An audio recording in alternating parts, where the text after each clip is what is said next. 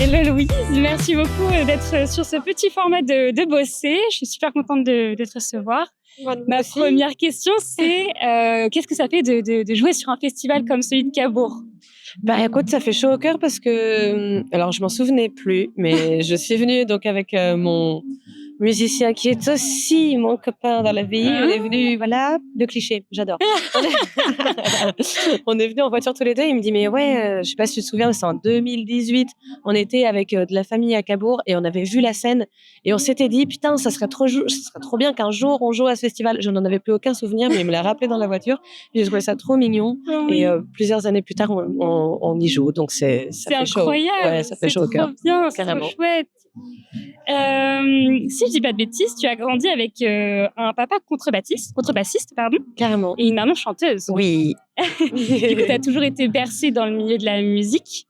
À quel moment c'est devenu un choix de travailler dans ce milieu-là et de créer quelque chose pour toi? C'est une bonne question. Mais en fait, ça a été très brouillé. Mais enfin, l'idée de faire mes morceaux à moi, il est arrivé très tôt. Ouais.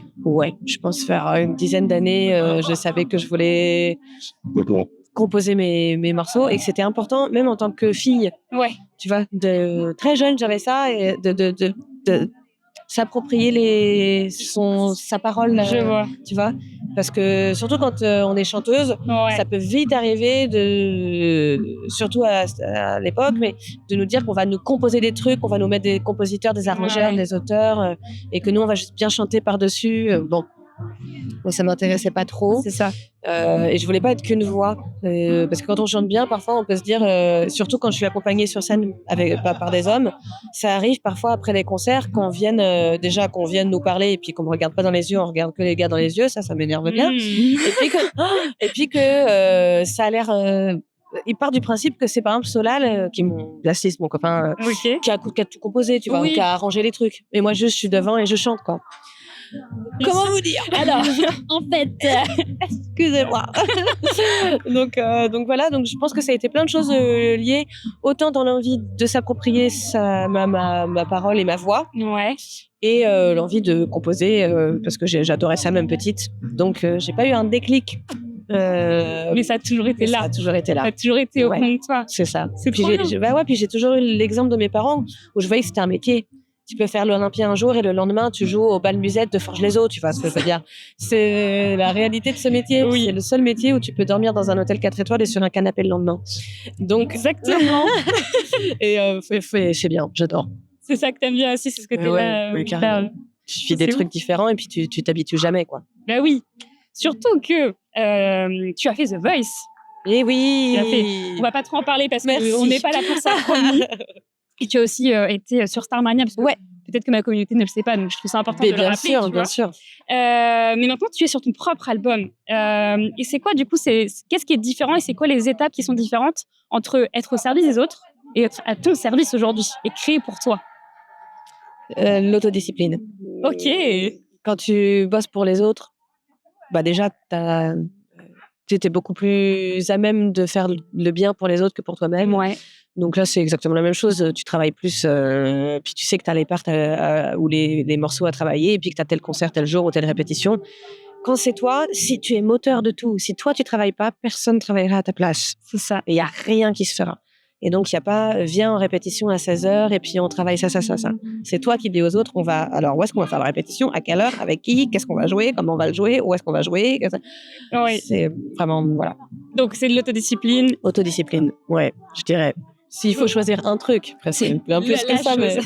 oui, parce que c'est très complet. En plus, tu es très complète parce que tu composes, comme tu l'as dit, tu écris et tu interprètes. Donc, tu es hyper global dans ce que tu fais, finalement. Ouais. C'est d'autant plus de discipline, finalement, parce que tu n'es pas qu'à l'écriture. C'est ça. Beaucoup de... c'est ça. Donc dans ton dernier single qui est Bean, on a parlé un petit peu en off, que j'ai adoré, j'ai trouvé incroyable, vraiment, mais allez écouter Bean parce que je trouve que il y a un truc dans cette musique qui est, enfin voilà, ça m'a vraiment emmené. Hyper plaisir. Je te jure, c'est vraiment, c'est vrai. Est-ce que tu peux me raconter un peu comment et pourquoi tu as écrit cette musique? Carrément. Écoute, je l'ai écrite parce que justement, je me posais des questions sur le rapport qu'on avait, le rappeur, yes. Le rapport qu'on avait d'où j'en ai en 2000 ou tu vois ou un petit peu après ou un peu avant, mais par rapport à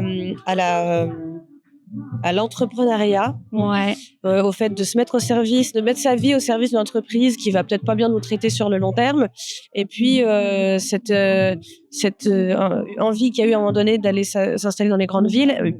Pourquoi je voulais partir de ça, c'est parce que c'était un moment dans ma vie où j'avais travaillé à Paris dans Starmania, etc. J'avais fait de la télé, des trucs, et je me suis dit je vais revenir aux sources, je vais revenir chez moi à Rouen, et j'ai retrouvé mon amour d'enfance qui est donc ce charmant Solal dont je vous parlais tout à l'heure. Et je me disais tiens, qu'est-ce que ça fait je le dis dans la chanson à un moment donné, de tomber amoureux dans une petite ville, tu vois.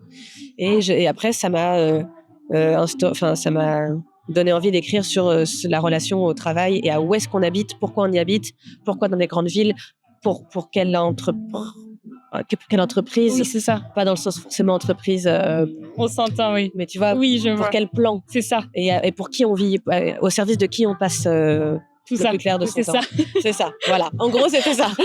Pardon, c'était long. Non, mais c'est très clair. Et c'est vrai, je trouve que c'est un peu ce qui est retranscrit aussi Et je trouve que ça peut même s'élargir à peut-être aussi plus moi, je l'ai ressenti un peu comme le quotidien aussi, genre comment on peut ressentir les choses, comment et pourquoi on les fait. Enfin, c'est toujours très introspectif aussi. Ouais, c'est ça. C'est pour ça que je pense que ça m'a vraiment, ça m'a chamboulé. C'est pas exact, ça m'a vraiment chamboulé. Ouais, j'ai adoré. Merci. Tu as appelé ton album How to be confused about happiness. Tout à fait.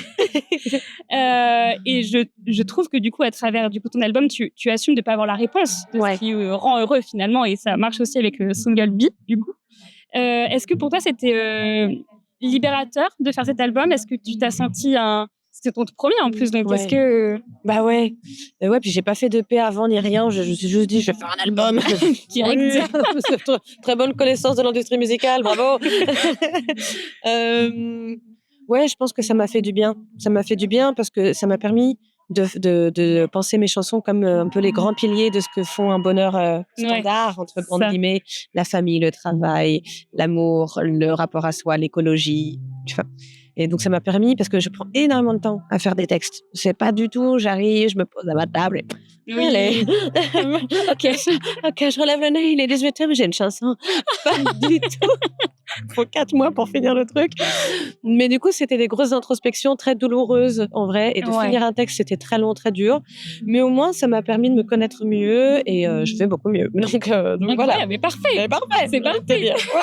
Et puis, ce qui était chouette, c'est par exemple pour Bi, j'ai demandé à beaucoup de gens autour de moi leur rapport à ça. J'aimais bien demander pas les avis, les ressentis des autres pour m'aider à y mettre plus que mon ressenti à moi. Je trouvais ça intéressant sur certains sujets. Oui, carrément, je suis d'accord. C'est bien d'avoir aussi de s'ouvrir aussi aux autres. Carrément. Je suis tellement d'accord, c'est super. Donc, comme je l'ai déjà dit, mais tu écris, tu interprètes toutes tes musiques. Qu'est-ce que tu préfères aujourd'hui? Tu préfères écrire ou tu préfères interpréter? Bonne question.